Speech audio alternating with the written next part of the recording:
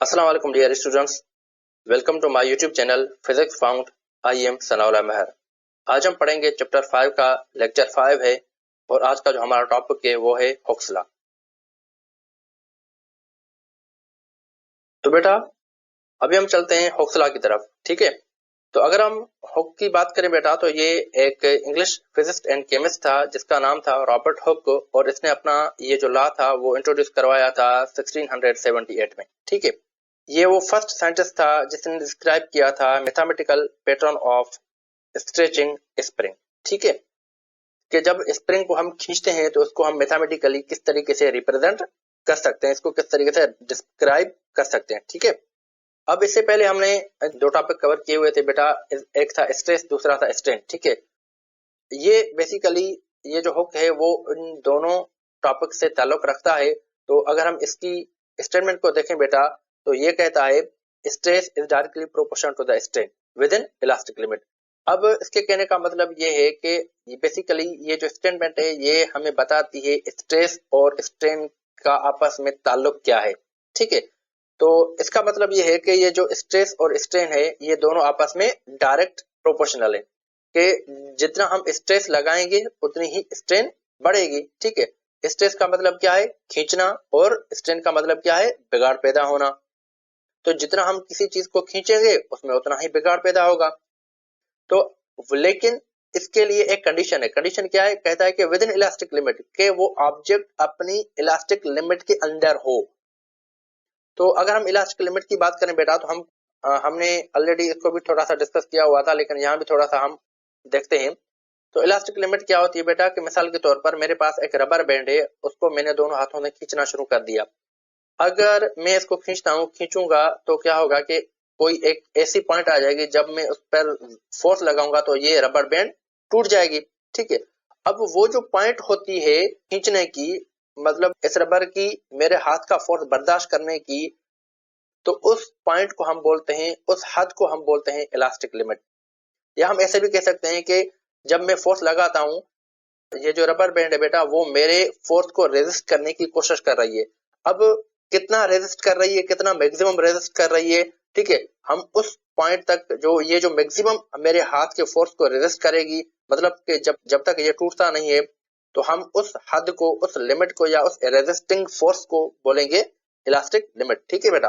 तो अगर हम इसकी स्टेटमेंट की बात करें तो इसमें कहता है the maximum resisting force of a material means solid is called elastic limit of that material, कि maximum resisting force of that material that is elastic limit, ठीक है बेटा। अगर हम इलास्टिसिटी की बात करें बेटा तो रबर से ज्यादा वो होती है स्टील में, ठीक है। तो अगर आपको एमसीक्यू में कहीं पूछता है कि सबसे ज्यादा इलास्टिसिटी किसमें होती है, तो आप कहेंगे स्टील में, ना कि रबर में, ठीक है बेटा। क्योंकि स्टील जो होता है वो मोर इलास्ट होता है एज कंपेयर टू रबर, ठीक है। और एक और एग्जांपल की तरफ हम चलते हैं बेटा, जिससे हम स्ट्रेस और स्ट्रेन को समझने की कोशिश करते हैं, ठीक है। तो मिसाल के तौर पर मेरे पास एक स्प्रिंग है और मैंने इसको दोनों अतराफ से खींचना शुरू कर दिया, मतलब कि मैं फोर्स लगाता हूँ, तो क्या होगा, ये स्प्रिंग स्ट्रेच हो जाएगा, ठीक है। जब स्ट्रेच हो जाएगा तो अब हमें जो है ना वो क्या मालूम हुआ, ये मालूम हुआ कि जब हम फोर्स लगाते हैं, मतलब कि जब हम स्ट्रेस लगाते हैं या स्ट्रेस में पैदा होती है, तो उसके साथ साथ इसमें क्या होता है, स्ट्रेन होता है, मतलब कि इसकी साइज में चेंज हो जाएगी। जब साइज में चेंज हो जाएगी तो हम कहेंगे कि इसमें बिगाड़ पैदा हुआ, मतलब स्ट्रेन हुआ, ठीक है। तो इसका मतलब ये हुआ कि जितना हम स्ट्रेस लगाएंगे उतना ही स्ट्रेन पैदा होगा। तो अगर हम इस स्टेटमेंट को थोड़ा सा मजीद देख लें बेटा, तो इसमें क्या है कि इसमें ये कहता है कि स्ट्रेस जो है वो डायरेक्ट ताल्लुक रखती है स्ट्रेन से। अगर हम ये प्रोपोर्शनलिटी हटा दें तो हम क्या करते हैं बेटा, इक्वल की साइन लगाकर कांस्टेंट दे देते हैं। तो stress is equal to constant multiply by strain. तो अगर हम इस कांस्टेंट को जो है ना मालूम करना चाहें बेटा तो किस तरीके से करेंगे, तो ये हो जाएगा इस तरीके से कि stress divide by strain is equal to constant. देखिए बेटा कि जो स्ट्रेस होती है हम उसको शो करते हैं सिग्मा से, ठीक है। और जो स्ट्रेन होती है उसको हम रिप्रेजेंट करते हैं एप्सिलॉन से, ठीक है। ये ई के टाइप का एक सिंबल होता है जो कि ई नहीं होता बेटा, ठीक है। ये एक ग्रीक लेटर होता है, जिस तरीके से ये सिग्मा है ना, इसी तरीके से ये एप्सिलॉन भी होता है, ठीक है। मतलब कि स्ट्रेस को सिग्मा से शो करेंगे और स्ट्रेन को एप्सिलॉन से। और कांस्टेंट है हमारे पास ई, अब ई क्या होता है बेटा, ई होता है basically the constant of proportionality is called modulus of elasticity, या हम इसको coefficient of elasticity of material भी कह सकते हैं। ई का मतलब ये होता है कि ये जो ई है बेटा, ये मॉड्यूलस ऑफ इलास्टिसिटी है, या हम इसको ऐसे कहेंगे कि ये उस मटेरियल की प्रॉपर्टी है खींचने की, ठीक है, कि वो कितना खींचता है, ठीक है, कितना उसमें इलास्टिसिटी मौजूद है, तो उसको हम बोलते हैं क्या, मॉड्यूलस ऑफ इलास्टिसिटी। ठीक है बेटा, अब हम इसको मजीद जो है ना डिस्कस नहीं करेंगे, क्योंकि इसमें आगे 3-4 टर्म्स और भी आते हैं जिसको हम इंशाल्लाह फर्स्ट ईयर क्लास में हम इसको डिस्कस करेंगे। एक होता है हमारे पास यंग मॉड्यूलस, फिर होता है बल्क मॉड्यूलस, वो भी इससे ताल्लुक रखते हैं। ठीक है बेटा, तो बेसिकली ये हमारे पास होता है हुक्स लॉ। ठीक है, अब हम चलते हैं आगे हुक्स लॉ की एक एप्लीकेशन की तरफ, जो कि हमारे बुक में दी गई है। तो बेटा हमारे पास ये इसकी एप्लीकेशन है, और एप्लीकेशन का नाम है Hooke's law applied to a helical spring. अगर हम स्प्रिंग की बात करें बेटा, तो हमारे पास इस तरीके का एक ये स्प्रिंग होता है जिसको हम हेलिकल स्प्रिंग बोलते हैं। अगर हम इसमें एक वेट मतलब कि एक ब्लॉक इसमें अटैच करेंगे, तो क्या होगा कि इसकी साइज जो है वो बढ़ जाएगी, मतलब कि ये स्ट्रेच हो जाएगा। अगर हम इस ब्लॉक की बात करें बेटा, तो ये जो ब्लॉक होगा वो अंडर 2 कंडीशन होगा। इसके लिए 2 कंडीशन होगी। क्या होगी कि एक, इस ब्लॉक पर जो ग्रेविटी का फोर्स होगा बेटा, वो नीचे की तरफ एक्ट करेगा, मतलब कि ग्रेविटी की वजह से उस पर जो वेट लगेगा वो नीचे की तरफ होगा। और उसके बाद एक और कंडीशन इस पर अप्लाई होगी, वो होगी टेंशन की। अकॉर्डिंग टू हुक्स लॉ, अगर हम हुक्स लॉ की बात करें बेटा, तो क्या होगा कि इस वेट की वजह से, इस ब्लॉक की वजह से इसमें क्या होगी, इसमें एक्सटेंशन पैदा होगी। जब इसमें एक्सटेंशन पैदा होगी तो क्या होगा कि इस पर जो लगने वाला फोर्स था वो टेंशन होगा, और टेंशन की डायरेक्शन क्या होगी, ऊपर की तरफ।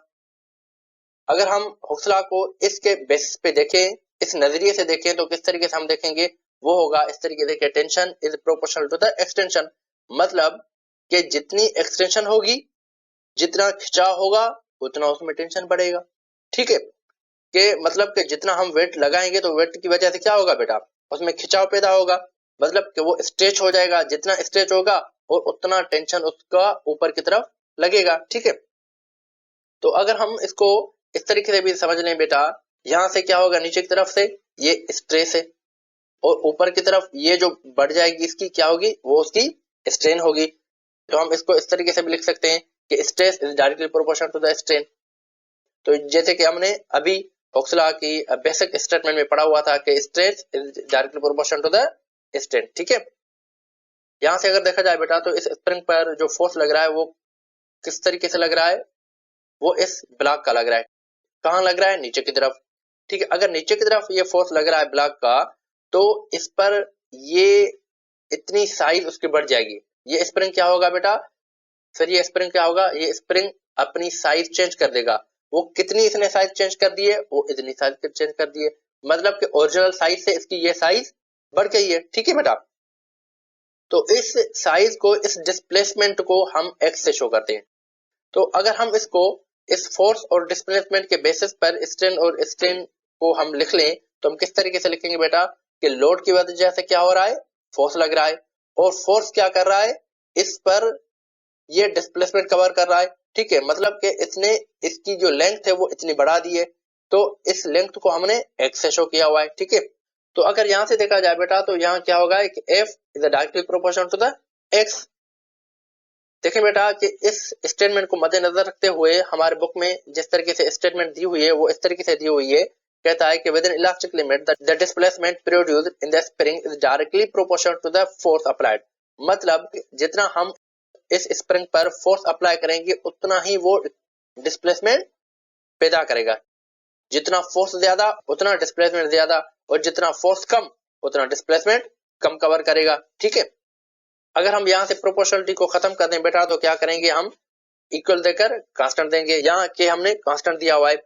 तो अगर हम के की बात करें बेटा, तो के क्या है, where k is a proportionality constant known as spring constant, या हम इसको स्टिफनेस ऑफ स्प्रिंग भी बोलते हैं। तो ये क्या है, ये बेसिकली के जो है वो प्रोपोर्शनली कांस्टेंट है। ठीक है, मतलब के स्प्रिंग कांस्टेंट में हम इसको बोलते हैं। ये डिपेंड होता है बेटा स्प्रिंग के मटेरियल पे, कि स्प्रिंग का जो मटेरियल है वो किस तरीके का है, मतलब कि हमने जो स्प्रिंग बनाया हुआ है वो आयरन का बनाया हुआ है, वो स्टील का बनाया हुआ है, वो मतलब गोल्ड का बनाया हुआ है या सिल्वर का बनाया हुआ है, ठीक है। मतलब कि किस मटेरियल का हमने स्प्रिंग को बनाया हुआ है और उस स्प्रिंग की जो इलास्टिसिटी है वो कितनी है, ये के बेसिकली उस स्प्रिंग की स्टिफनेस को जो है ना वो बताता है। अगर हम यहाँ से किसी मटेरियल की स्टिफनेस को मालूम करना चाहें, मतलब कि प्रोपोर्शनलिटी मालूम करना चाहें, तो हम किस तरीके से करेंगे, वो इस तरीके से करेंगे कि ये हो जाएगा फोर्स डिवाइड बाय डिस्प्लेसमेंट। अगर हम इसके यूनिट की बात करें बेटा कि इस के का जो यूनिट है वो किस तरीके से हम निकालेंगे, तो फोर्स का यूनिट होगा न्यूटन और ये जो है वो डिस्प्लेसमेंट है मतलब कि लेंथ है और लेंथ का यूनिट क्या होता है, मीटर। तो ये के का जो यूनिट आ जाएगा बेटा वो आ जाएगा न्यूटन अपॉन मीटर, ठीक है। अगर हम इसको थोड़ा सा मजीद देख लें बेटा तो हम इस स्टेटमेंट को मतलब कि फोर्स इज इक्वल टू के एक्स को हम इस तरीके से भी लिख सकते हैं। देखिए कि ये हो जाएगा F is equal to minus k x. अब यहां से अगर देखें बेटा कि हमने माइनस क्यों दी, अब माइनस का मतलब क्या है, माइनस का मतलब ये है कि negative sign shows the tension and extension act in opposite direction.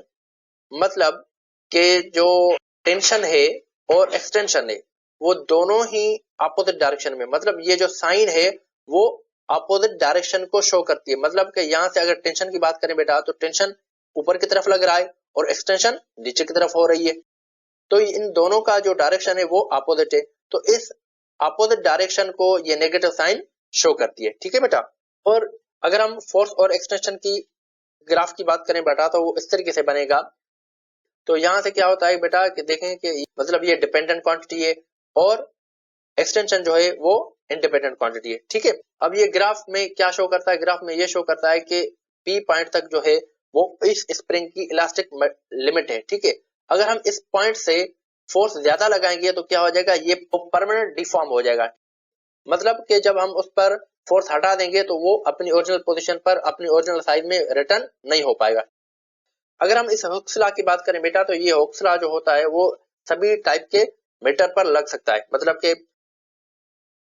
कि लिक्विड पर, सॉलिड पर और गैसेस पर, ठीक है बेटा। ये तीनों पे एप्लीकेबल है, लेकिन इसके लिए शर्त ये है कि वो इलास्टिक लिमिट के अंदर होना चाहिए।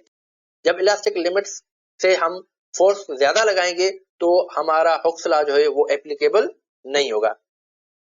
तो ये होता है बेसिकली हुक्स लॉ। तो हमने हुक्स लॉ को समझा और उसके रिलेटेड हमने इस एप्लीकेशन को भी समझा जो कि हमारे सिलेबस से ताल्लुक रखती है बेटा। तो आई होप कि आप लोगों को ये हुक्स लॉ अच्छे तरीके से समझ में आ गया होगा बेटा। इंशाल्लाह नेक्स्ट लेक्चर में हम नए टॉपिक के साथ मिलेंगे, तब तक के लिए अल्लाह हाफिज।